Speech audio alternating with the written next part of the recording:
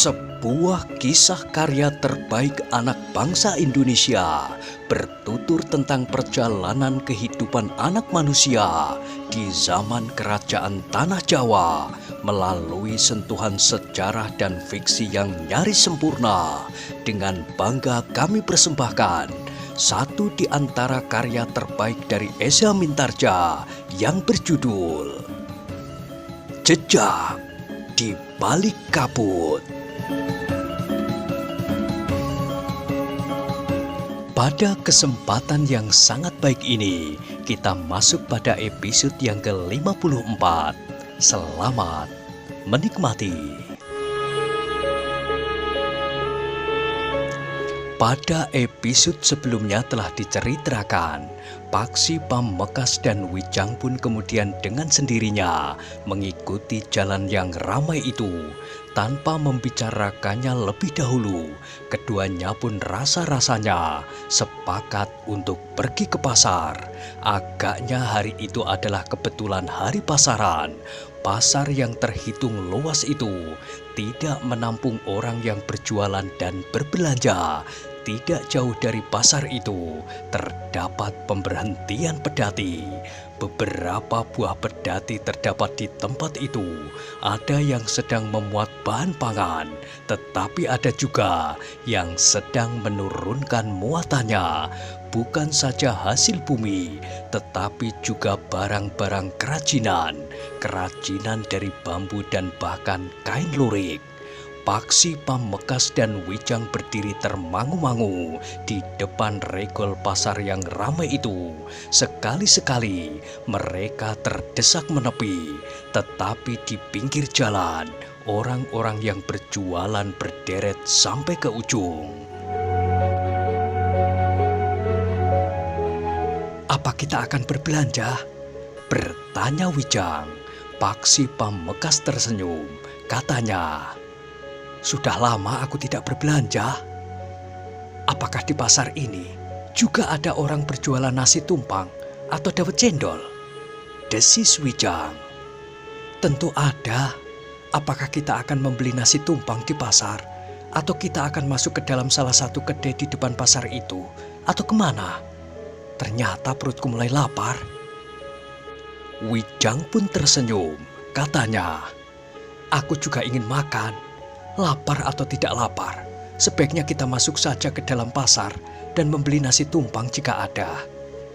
Paksi Pamekasan mengangguk-angguk, katanya, "Aku setuju, kita masuk saja sambil melihat-lihat keadaan di dalam pasar." Keduanya pun kemudian memasuki regol pasar yang agak dekat. Banyak orang berjualan di dekat pintu regol, sehingga jalan masuk ke dalam pasar itu menjadi semakin sempit. "Tongkatmu itu," desis Wijang. "Hati-hati, kalau memukul kepala orang, tengkuk Surotopo saja dapat kau patahkan, apalagi kepala orang-orang yang sedang berbelanja itu." "Apakah tongkat ini harus aku tinggal di luar? Anak-anak tentu senang memilikinya untuk menggapai jambu geluduk di halaman tetangga." Wijang pun tertawa, katanya, "Jangan kau remehkan tongkatmu itu." "Tentu tidak, karena itu aku membawanya kemana-mana, juga masuk ke dalam pasar yang sesak ini." Baru saja Paksi Pamekasan mengatupkan mulutnya, seorang laki-laki yang berwajah garang membentaknya, "Hei, kenapa kau membawa tongkat ke dalam pasar yang sedang temawon ini? Hampir saja dahiku membentur pangkal tongkatmu itu." "Maaf Kisanak," desis Paksi Pamekasan. "Kenapa tongkatmu itu harus kau bawa masuk? Lempar saja di luar pasar ini." "Aku akan berhati-hati Kisanak." Orang itu memandang Paksi Pamekasan dengan tajamnya, namun kemudian ia pun berkata, "Jika saja tongkatmu itu menyentuh dahiku, maka aku patahkan bukan saja tongkatmu, tetapi juga tanganmu." "Aku minta maaf Kisanak." Orang itu pun beranjak pergi. Wijang tersenyum sambil berkata, "Nah, kau memang harus berhati-hati." Paksi Pamekasan mengangguk-angguk. Ia pun kemudian melangkah sambil memeluk tongkatnya yang berdiri tegak agar tidak menyentuh kepala orang.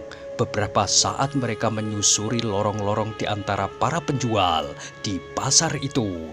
Lorong-lorong yang sibuk oleh orang berjalan hilir mudik. "Nah," desis Wijang, "kau lihat di sebelah penjualan kurungan itu? Ya, nasi tumpang." Kita berhenti sejenak. Agaknya penjual nasi itu juga menjual makanan. "Juga nasi rames." "Nasi rames?" "Ya, kau lihat ada serundeng, daging empal, jangan asem, dan itu tentu pepes ikan, di samping sambal dan lalapan." "Iya, menarik sekali. Aku benar-benar merasa lapar." "Ada lincak di sekelilingnya, ada minuman. Ah, aku belum pernah melihat orang berjualan nasi selengkap itu di dalam pasar, kecuali di kedai-kedai." Sejenak kemudian, Paksi Pamekasan dan Wijang pun telah duduk di sebuah lincak panjang. Paksi Pamekaslah yang pertama-tama memesan. "Nasi tumpang, Bi." Wijang pun memesan pula. "Aku nasi rames dengan segala macam sayur dan lauk yang ada." Penjual nasi itu memandanginya dengan kerut di dahi, namun kemudian ia pun tersenyum. "Tentu yang sesuai, anak muda. Nasi tumpang tidak akan sesuai bila diberi sayur asem." Wijang mengangguk-angguk. Katanya, "Baik, Bibi. Aku minta nasi rames dengan sayur dan lauk yang cocok." Ketika penjual nasi itu sedang meracik nasi rames yang dipesan, Wijang sempat bertanya, "Nasi yang Bibi sediakan ini agak berbeda dengan penjual nasi yang lain. Bibi menjual nasi dengan berbagai macam lauk dan sayur, termasuk nasi tumpang." Penjual nasi itu tertawa. "Hehehe, sudah lama dari 5 orang yang bertanya seperti kau, anak muda."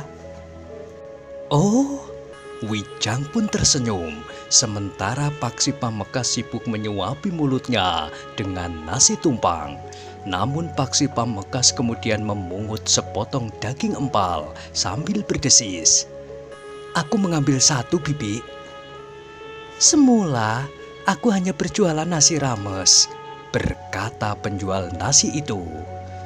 "Adik perempuankulah yang berjualan nasi tumpang, tetapi adikku berhenti setelah menikah. Jadi aku teruskan saja nasi tumpang itu di samping nasi ramesku." Wijang mengangguk-angguk, namun sejenak kemudian Wijang telah selesai makan nasi ramesnya yang diracik di dalam sebuah pincuk daun pisang. Namun tiba-tiba saja Wijang menggamit Paksi Pamekasan sambil berdesis, "Kau lihat kedua orang itu? Ki Repak Rembulung dan Nyi Pupus Rembulung. Biar saja mereka tidak akan memperhatikan kita. Tetapi setidak-tidaknya Nyi Pupus Rembulung pernah melihat kita berdua ketika kita berdua pergi ke Panjatan." Wijang menarik nafas dalam-dalam. Ia sadar bahwa orang-orang seperti Nyi Pupus Rembulung itu tidak akan dengan mudah melupakan wajah seseorang yang pernah dilihatnya, apalagi dalam keadaan yang khusus.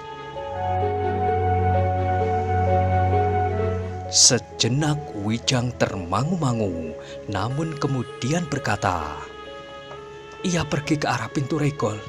Mereka tidak akan pergi kemari." Paksi Pamekasan memperhatikan keduanya, tetapi keduanya tidak berpaling. Keduanya berjalan di antara banyak orang menuju ke regol pasar. Sejenak kemudian, maka keduanya pun telah hilang dari penglihatan anak muda itu, tenggelam di balik orang-orang berjalan hilir mudik di pasar. Ki Repak Rembulung dan Nyi Pupus Rembulung memang tidak menarik perhatian orang banyak karena menurut wujud kewadakan mereka tidak memperlihatkan ciri-ciri yang khusus. Penampilan keduanya tidak ubahnya seperti orang-orang kebanyakan. Namun Wijang dan Paksi Pamekasan terkejut ketika dua orang yang berjalan di dekat mereka itu duduk berhenti. Seorang di antara mereka berdesis, "Sepasang alap-alap lar perak. Mereka juga pergi ke selatan." "Ya, banyak orang yang pergi ke selatan. Menurut isyarat yang dilihat oleh orang-orang yang berilmu tinggi, Pangeran Benowo yang membawa cincin itu telah bergeser ke selatan." "Isyarat apa?" "Aku tidak tahu." Namun kawannya pun kemudian berdesis, "Jadi bagaimana dengan sepasang alap-alap lar perak itu? Jika mereka yang menangkap dan menyimpan Pangeran Benowo, maka mereka tidak akan pergi ke selatan. Pangeran Benowo sendiri juga tidak akan pergi ke selatan jika ia berada di tangan suami istri itu. Jadi tidak akan gencar isyarat yang ditangkap oleh orang-orang berilmu tinggi itu." Kawannya mengangguk-angguk, lalu katanya, "Kita akan mengikuti mereka. Jika kita sudah mengetahui arah perjalanan mereka, kita akan melapor." Kedua orang itu pun kemudian melangkah pergi untuk mengikuti jejak Ki Repak Rembulung dan Nyi Pupus Rembulung. Wijang menarik nafas dalam-dalam, katanya sambil berbisik, "Sulit bagi kita untuk menghindarkan diri. Pada suatu saat, kita akan bertemu dengan orang-orang yang mengenaliku. Apa boleh buat, sepanjang Pangeran Benowo tidak mau kembali ke istana, maka segala kemungkinan memang harus dihadapi dengan segala macam akibat yang dapat terjadi." "Ya," Wijang mengangguk-angguk. Namun Wijang terkejut ketika penjual nasi itu bertanya, "Lagi anak muda?" Wijang menjadi gagap.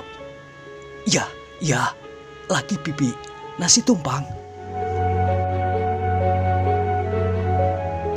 Ketika Wijang menerima nasi tumpang, kedua orang yang menyebut-nyebut sepasang alap-alap lar perak itu sudah tidak kelihatan lagi. Seperti Ki Repak Rembulung dan Nyi Pupus Rembulung, mereka pun menyelinap di antara orang-orang yang hilir mudik di pasar itu.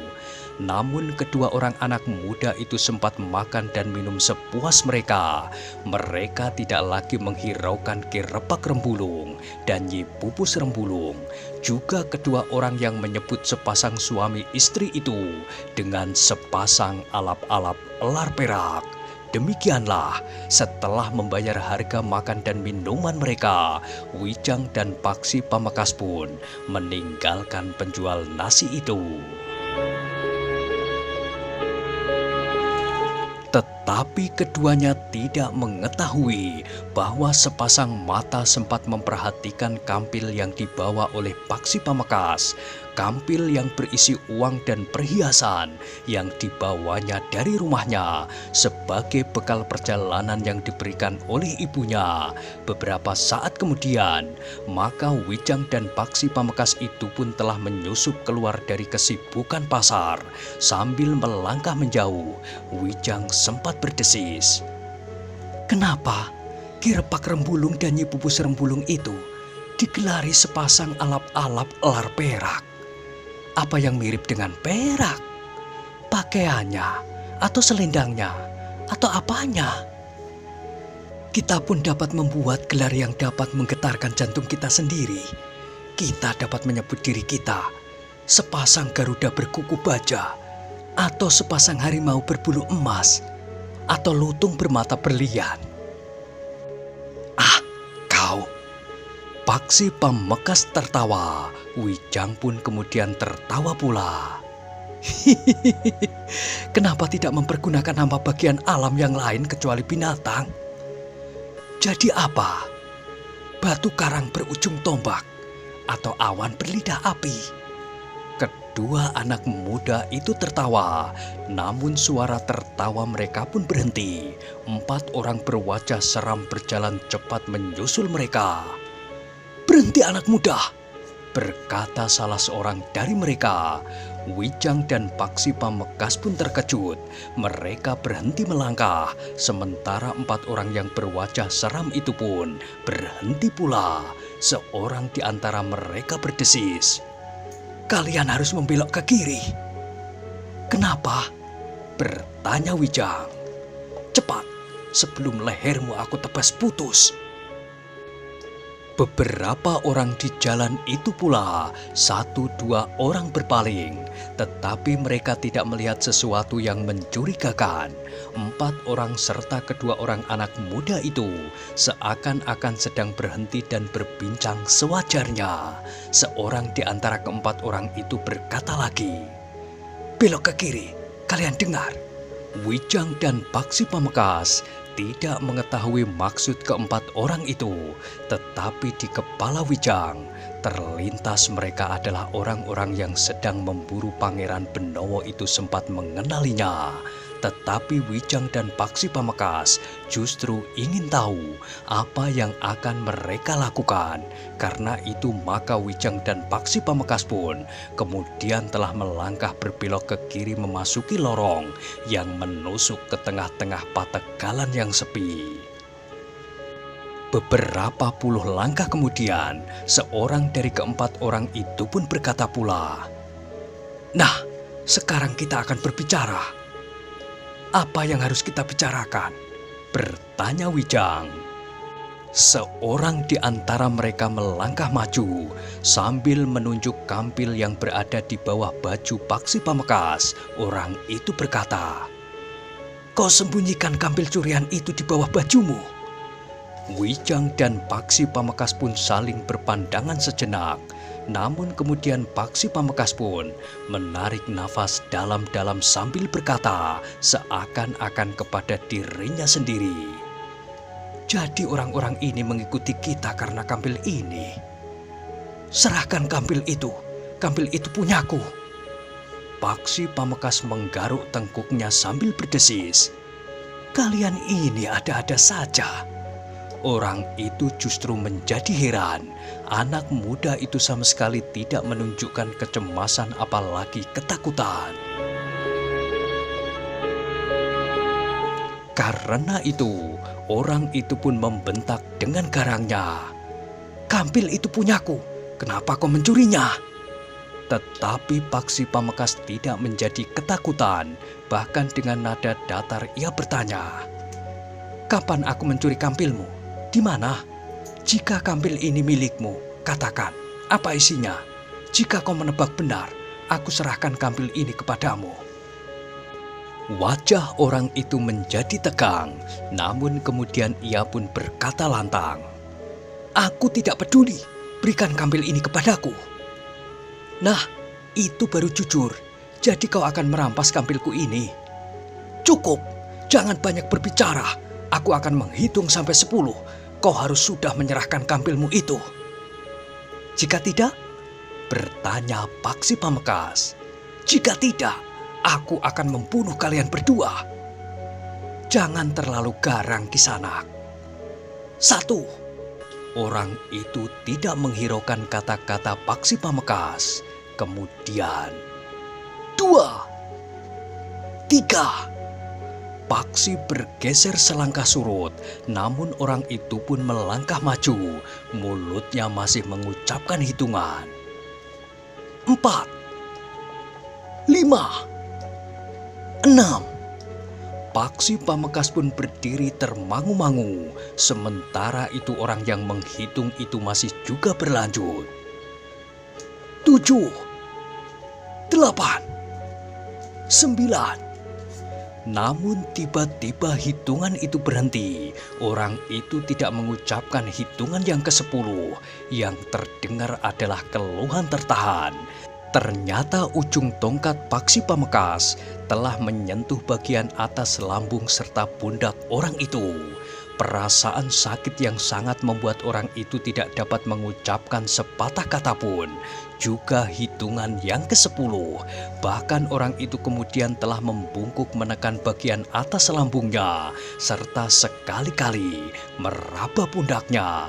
Kawan-kawannya terkejut. Ia tidak melihat dengan jelas apa yang terjadi, tetapi yang mereka ketahui kemudian, kawannya yang mengucapkan hitungan itu menjadi kesakitan.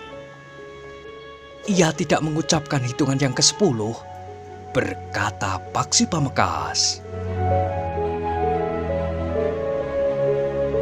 Ketiga orang kawannya pun kemudian telah berusaha untuk menolong orang yang kesakitan itu.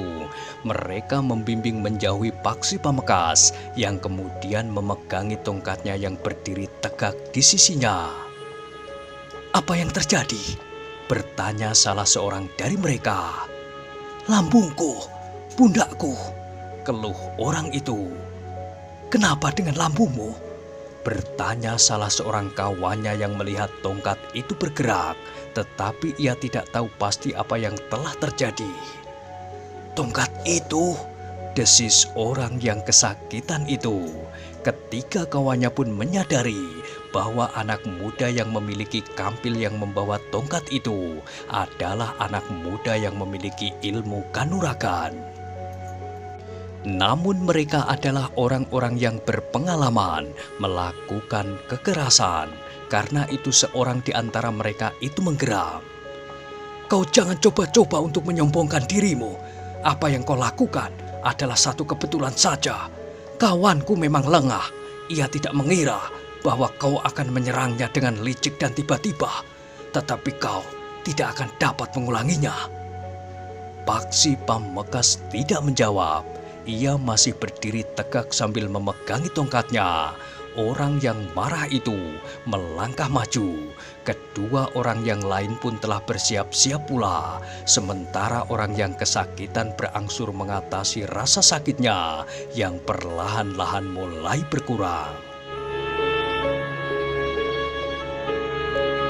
"Sekarang serahkan kampil itu. Aku hanya akan menghitung sampai 3. "Tunggu Kisanak," potong Paksi Pamekasan, tetapi orang itu tidak menghiraukannya. Ia mulai menghitung. 1, 2. Namun seperti orang yang terdahulu, hitungannya pun patah. Orang itu tidak sempat mengucapkan hitungan ketiga. Ia mengalami sebagaimana dialami oleh kawannya. Ujung tongkat Paksi Pamekasan terjulur mengenai perut dan dadanya. Orang itu bukan saja mengeluh tertahan, tetapi orang itu berteriak kesakitan. Rasa-rasanya perut dan dadanya bagaikan telah berlubang. "Kalian sangat memuakkan," geram Paksi Pamekasan kemudian. "Jika masih ada yang ingin mencoba, aku benar-benar akan melubangi perut kalian atau mematahkan leher kalian dengan tongkatku ini." Wajah keempat orang itu menjadi tegang. Sementara Paksi Pamekasan berkata selanjutnya, "Akulah yang akan menghitung sampai 3. Orang-orang itu termangu-mangu sejenak, sementara yang perut dan dadanya kesakitan masih membungkuk-bungkuk menahan sakit. Tetapi kawan-kawannya tidak menunggu lebih lama lagi. Bahkan sebelum Paksi Pamekasan mulai menghitung, orang-orang itu telah tergeser menjauh. Yang masih kesakitan itu berjalan tertatih-tatih, dibantu oleh kawan-kawannya dengan tergesa-gesa menjauh. Mereka harus melihat kenyataan bahwa anak muda yang membawa tongkat itu memiliki kemampuan yang sangat tinggi. Bahkan menurut perhitungan mereka, anak muda yang seorang lagi tentu juga memiliki kemampuan yang setidak-tidaknya sama. "Kita hanya membuang-buang waktu saja," desis salah seorang dari mereka. Ternyata Paksi Pamekasan membiarkan saja mereka pergi. Wijang yang sejak semula hanya berdiri mengamati tingkah laku Paksi Pamekasan itu pun tersenyum. Katanya, "Kau biarkan mereka pergi. Lalu apa yang harus aku lakukan? Beri mereka peringatan?" Paksi Pamekasan mengerutkan keningnya, namun kemudian ia pun berteriak memanggil, "Hei, Kisanak yang akan merampas kampilku, berhentilah sebentar." Orang itu terkejut. Dengan jantung yang berdebaran mereka berhenti karena mereka menyadari bahwa mereka tidak akan dapat melepaskan diri. Aku akan berkeliaran di sini. Jika aku masih mendengar apalagi melihat kalian merampok, maka kami benar-benar akan membunuh kalian. Keempat orang itu termangu-mangu sejenak. Sementara itu Paksi Pamekasan membentak. Apa kata kalian? Kenapa kalian berdiam diri? Apakah aku harus memaksa kalian membuka mulut? Baik Kisanak, aku berjanji bahwa aku tidak akan melakukannya lagi. Hanya kau yang berjanji. Bagaimana dengan yang lain? Yang lain juga berjanji. Diam kau. Biar mereka menjawab sendiri-sendiri. Ketiga orang lain pun hampir berbareng menjawab. Baik Kisanak, kami berjanji. Berjanji apa?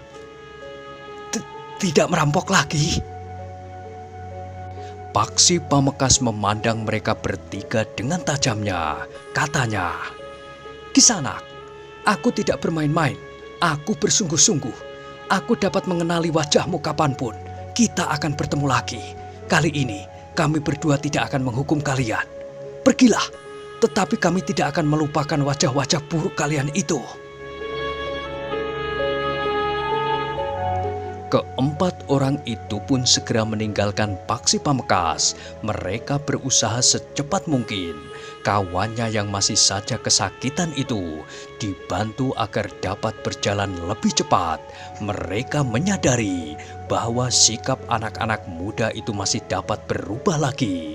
Jika saja tiba-tiba mereka ingin mematahkan leher mereka, maka nasib mereka menjadi sangat buruk. Ketika keempat orang itu menjadi semakin jauh, maka terdengar Wijang pun tertawa. Katanya, sikapmu sudah meyakinkan, sehingga orang-orang itu benar-benar menjadi ketakutan. Seperti orang berbau padukuhan, mengusir anak-anak yang ketahuan sedang mencuri telur di kandang ayam. Jadi, ya begitulah. Jika kau yang melakukannya, juga seperti yang kau lakukan. Wajah Paksi Pamekasan menjadi muram. Katanya, seharusnya kau yang melakukannya. Wijang tertawa, tetapi katanya kemudian, sudahlah, kita melanjutkan perjalanan. Orang-orang itu telah menghambat perjalanan kita ke selatan. Kita akan kembali turun ke jalan yang tadi kita lalui. Tidak usah. Kita tempuh saja jalan kecil ini. Kita tahu ke arah mana kita harus berjalan. Puncak Gunung Merapi itu harus selalu berada di belakang kita, sambil berkiblat pada jalur perjalanan matahari yang sedikit ada di utara. Paksi Pamekasan mengangguk-angguk. Demikianlah, maka keduanya pun melanjutkan perjalanan. Tetapi keduanya kemudian tidak lagi melalui jalan yang lebih besar dan lebih banyak dilalui orang. Mereka melangkah menyusuri jalan setapak di tengah-tengah pategalan yang sepi. Bahkan kemudian memasuki padang perdu yang ditumbuhi gerumbul-gerumbul perdu yang terbentang sampai ke pinggir sebuah hutan yang membujur panjang. Namun langkah mereka pun kemudian tertegun ketika mereka sampai di pinggir sebuah tebing yang menuruni sebuah sungai yang mengalir dengan derasnya. Di kejauhan, di seberang sungai membentang sebuah dataran yang agak luas berbatu-batu. Beberapa batang pohon besar tumbuh di antara pohon perdu dan semak-semak. Mereka melihat bintik-bintik yang bergerak di antara semak-semak dan bebatuan. Kau lihat itu? Bertanya Wijang. Paksi Pamekasan telah mengenakan aji Sabto Pandulu untuk dapat melihat lebih jelas. Apa yang terjadi? Desis Paksi Pamekasan. Wijang mengerutkan keningnya. Dengan nada berat ia berkata, satu benturan kekerasan. Aku melihat Ki Repak Rembulung dan Nyi Pupus Rembulung. Ya, mereka harus menghadapi sekelompok orang. desis Wijang kemudian. "Kita akan mendekat." Keduanya pun segera bergerak. Dengan tongkatnya Paksi Pamekasan menopang tubuhnya ketika keduanya menuruni tebing, sementara Wijang berpegangan pada beberapa batang pohon yang tumbuh di tebing itu. Namun sekali-sekali Wijang meluncur turun dan berhenti di balik gerumbul-gerumbul liar. Ki Repak Rembulung dan Nyi Pupus Rembulung menghadapi beberapa orang pengikut Haryo Wisoko. "Dari mana kau tahu bahwa mereka adalah pengikut Haryo Wisoko?" "Aku kenali pakaian 1-2 orang di antara mereka. Mereka tentu bukan orang-orang padepokan atau perguruan-perguruan yang sedang saling berpacu mencari Pangeran Benowo. Meskipun orang yang lain nampaknya memang berasal dari perguruan-perguruan itu atau padepokan-padepokan atau dari manapun. Namun beberapa orang adalah orang-orang dari Pajang atau bahkan Demak." "Satu kerjasama?" "Bukan, orang-orang Pajang atau orang-orang Demak itu memang kaki tangan Paman Haryo Wisoko, seperti Ki Rangga Sumowerdi. Sedangkan yang lain mungkin orang-orang upahan atau orang-orang yang termakan oleh janji-janji dan harapan-harapan. Atau pengikut-pengikutnya juga, tetapi mereka mengenakan pakaian yang berbeda." Wijang mengangguk-angguk sambil bergumam. "Mungkin ada banyak kemungkinan terjadi. Marilah kita berusaha mendekat." Keduanya pun kemudian telah merayap di balik gerumbul-gerumbul yang banyak berserakan di antara batu-batu yang besar yang nampaknya pada suatu saat telah dimuntahkan dari perut Gunung Merapi. Semakin lama keduanya pun semakin menjadi dekat dengan arena pertempuran tanpa diketahui oleh orang-orang yang sedang sibuk bertempur itu. Perhatian mereka tertuju sepenuhnya kepada lawan-lawannya, sehingga mereka sama sekali tidak menduga bahwa ada 2 orang anak muda yang memperhatikan mereka dan merayap mendekat. Dalam hiruk-pikuk pertempuran itu terdengar seseorang berkata lantang, "Jika kau serahkan Pangeran Benowo, maka kami tidak akan mengganggumu." "Persetan dengan Pangeran Benowo," bentak Ki Repak Rembulung. "Sudah 1000 kali aku katakan bahwa aku tidak tahu menau dengan Pangeran Benowo. Para petugas sandi mengatakan bahwa Pangeran Benowo ada di tanganmu." "Petugas-petugas sandi yang dungu. Seharusnya petugas-petugas sandi yang demikian itu kalian singkirkan saja. Mereka dapat menjerumuskan kalian ke dalam kesulitan. Jangan ingkar, kami bertugas untuk membawa Pangeran Benowo kembali ke istana. Tugas-tugas penting telah menunggunya."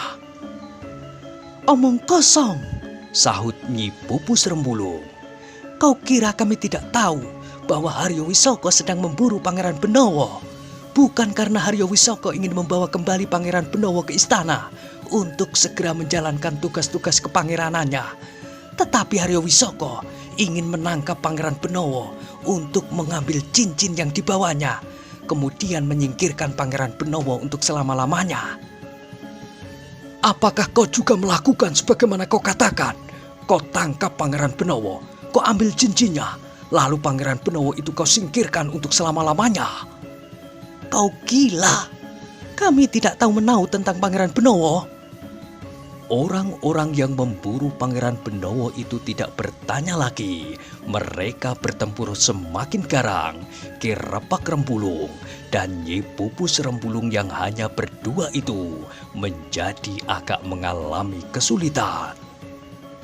Apalagi di antara orang-orang yang mengaku mencari Pangeran Benowo untuk dikembalikan ke istana itu, terdapat orang-orang berilmu tinggi.